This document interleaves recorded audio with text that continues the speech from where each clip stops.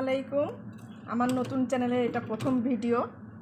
Fridge কিভাবে organise করি আমি, শুক্রবারে ছুটির দিনে বাজার কিভাবে গোছাই এবং ফ্রিজ কিভাবে অর্গানাইজ করি সেটা এখন দেখাবো। প্রথমে শুরু করি। এটা আমি ফ্রিজে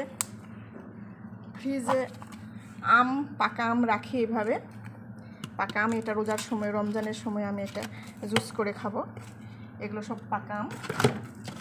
গত বছরে আম রাখা হয়েছে। এগুলো গত বছরে এভাবে আমি ফ্রিজে আম সংরক্ষণ করে থাকি।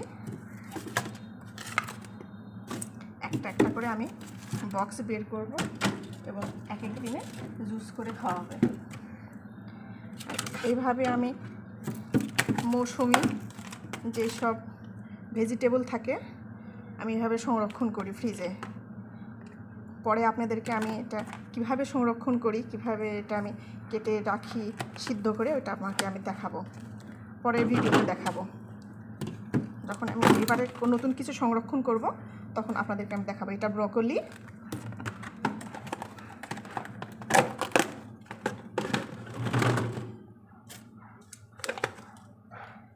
টমেটো,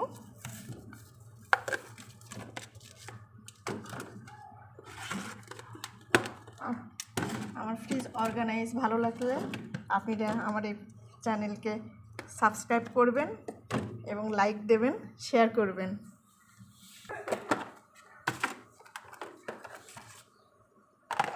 ব্রকলি,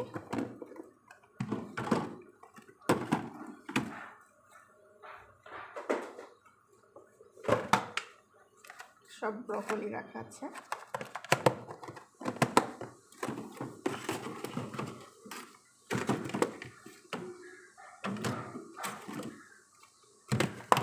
পাতাকপি, বাঁধাকপি,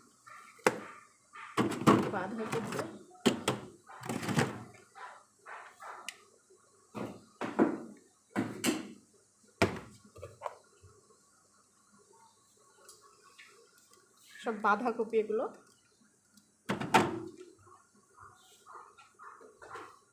মাছ কিভাবে আমি বাজার তুললাম সেটা দেখাবো। এইভাবে ফ্রিজে রাখলে একটা মাছের গন্ধ একটা খাবারের গন্ধ আরেকটা খাবারে যায় না। আমি এই জন্য এইভাবে বক্সে সংরক্ষণ করে থাকি।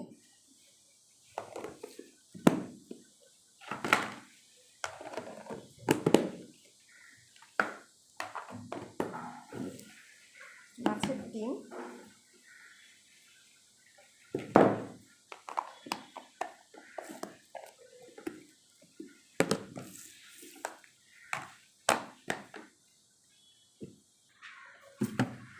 আগে আমি বলেছি আম রাখা হয়েছে। এগুলো পাকা বেলের শরবত খাওয়ার জন্য এগুলো বেল রেখেছি, আমি প্রসেস করে রাখা হয়েছে।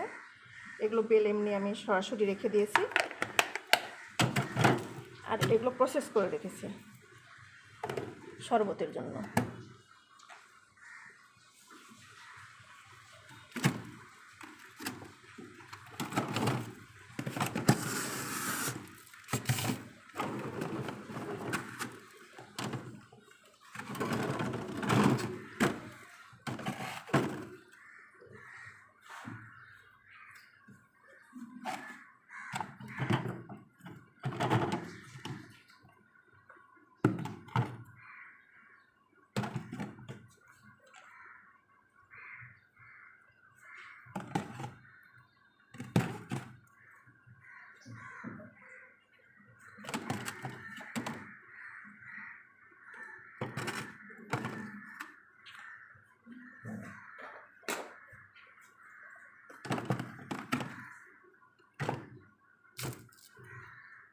এভাবে আমি ফ্রিজ পরিষ্কার করে থাকি, ফ্রিজ এভাবে অর্গানাইজ করি।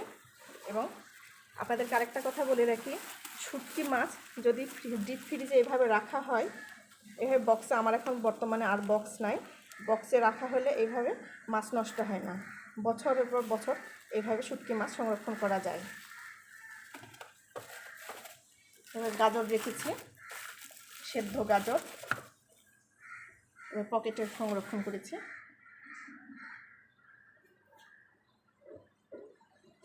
নর্মাল ফ্রিজ আমি দেখাবো সবজি কীভাবে রাখি।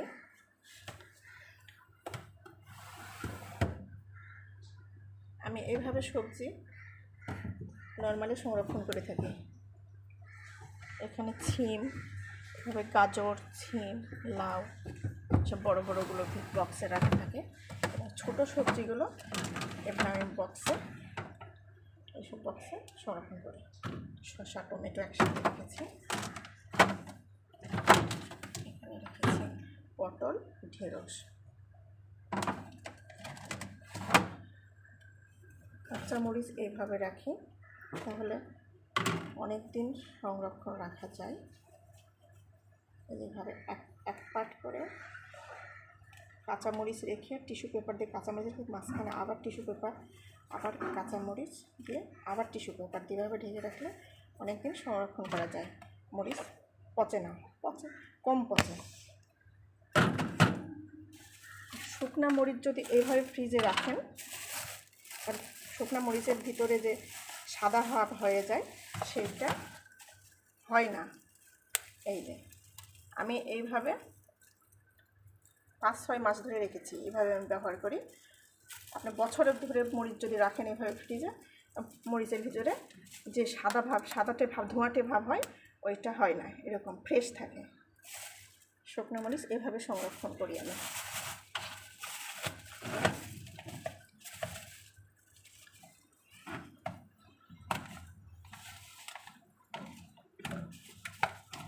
সংরক্ষণ করি।